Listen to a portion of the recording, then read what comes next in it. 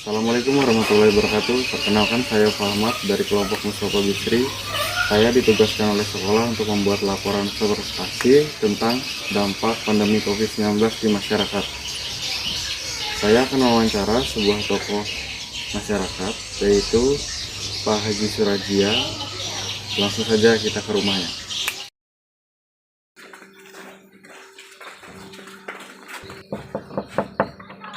Assalamualaikum. Assalamualaikum Pak. Perkenalkan, kami dari kelompok Mustafa Bisri dari SMP Negeri 1 Kota Besi. Apakah kami bisa mengganggu waktunya sebentar? Silahkan. Kami mendapat tugas untuk membuat teks laporan hasil observasi tentang dampak pandemi COVID-19 di masyarakat. Apakah Bapak bersedia untuk kami wawancara? Silahkan untuk dilakukan. Terima kasih Pak atas kesempatannya. Sebelum itu, perkenalkan, saya Fahmat sebagai ketua kelompok, dan ini teman saya Muhammad Rafiano, Ahmad Hawidi, Jihan Isyatul Kasana, Eni Rizky Aryani, Febriani. Kami ada beberapa pertanyaan yang akan kami tanyakan ke Bapak. Yang pertama adalah, bagaimana dampak pandemi COVID-19 di masyarakat menurut Bapak? dampak pandemi di masyarakat ini banyak hal yang diketemukan, di antaranya yang pertama, di lingkungan sosial kemasyarakatan kita tidak bisa melakukan saling silaturahmi atau istilahnya terputus silaturahmi gara-gara pandemi.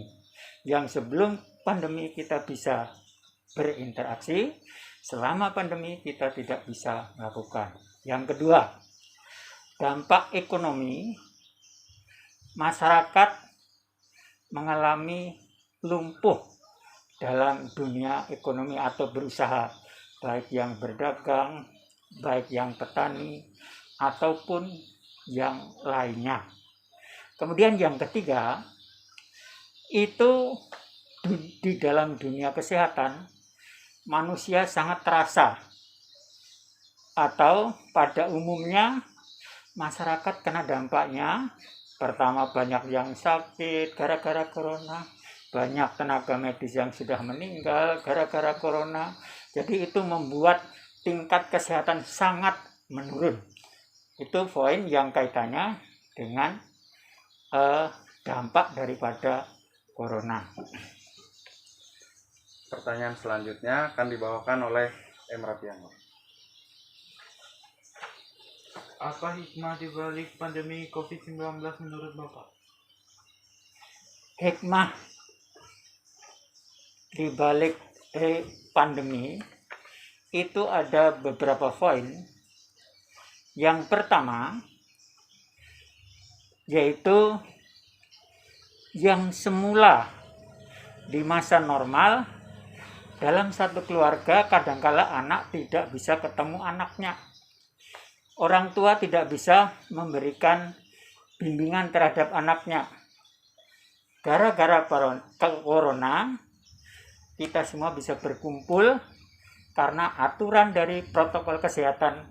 Memang kita harus tidak boleh melakukan kegiatan keluar, jadi kita dilakukan di rumah. Jadi saling bisa mengajar anak untuk sembahyang bersama dan sebagainya. Kemudian yang poin berikutnya, dampak daripada atau hikmah di balik itu diantaranya adalah yang menyangkut masalah pendidikan. Semula yang kita saling berjauhan, kita berdekatan, kita mudah untuk mengarahkan, sehingga anak-anak kita semakin berkemauan untuk belajar demi menggapai cita-cita yang telah dicanangkan di dalam hati.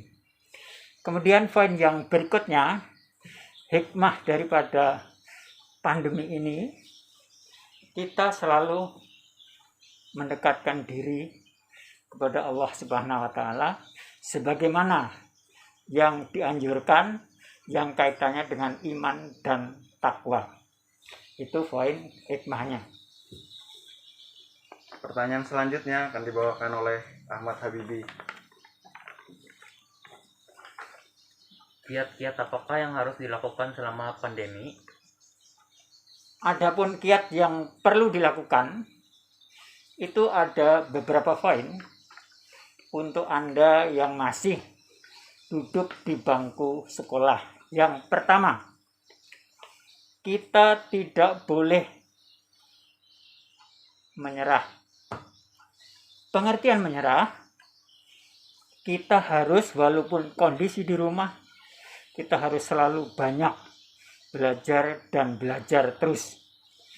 Karena, kenapa? Usia Anda masih panjang perjalanan.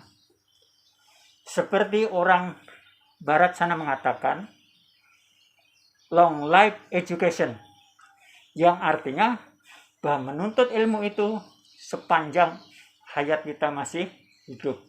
Kita tidak boleh menyerah. Kemudian yang kedua, kita harus selalu dengan adanya corona ini selalu meningkatkan. Kalau yang biasanya kita belajar hanya mungkin setengah jam, mungkin seperempat jam, kita banyak waktu untuk menggali ilmu, membaca buku dan sebagainya, karena kita banyak kesempatan yang bisa kita lakukan. Kemudian poin kiat yang ketiga, dalam kiat yang ketiga ini, kita ini tidak boleh hanya sekedar belajar. Kita tidak boleh hanya membuat sekedar kreasi. Kita harus selalu mohon, berdoa kepada Yang Maha Kuasa agar pertama corona cepat dihilangkan dari bumi persada ini, sehingga kita bisa bertatap muka kembali, akhirnya bisa meningkatkan prestasi kita. Mungkin itu kiat-kiat yang bisa Anda lakukan semua. Terima kasih Pak atas kesempatan dan waktunya. Semoga ini bermanfaat bagi kami, dan kami minta maaf apabila ada kata-kata dan tingkah laku yang kurang baik.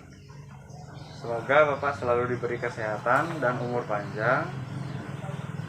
Amin. Mudah-mudahan ini sekedar pesan. Anda harus benar-benar ikuti poin-poin yang telah kami sampaikan, karena di kalangan masyarakat ini dalam 1 tahun selama corona ini benar-benar sangat terasa di bidang sosial, ekonomi, kesehatan, semuanya adalah sangat berpengaruh. Mungkin itu saja.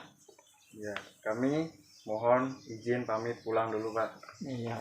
Terima kasih. Salaman dari kita. Ambil gambarnya.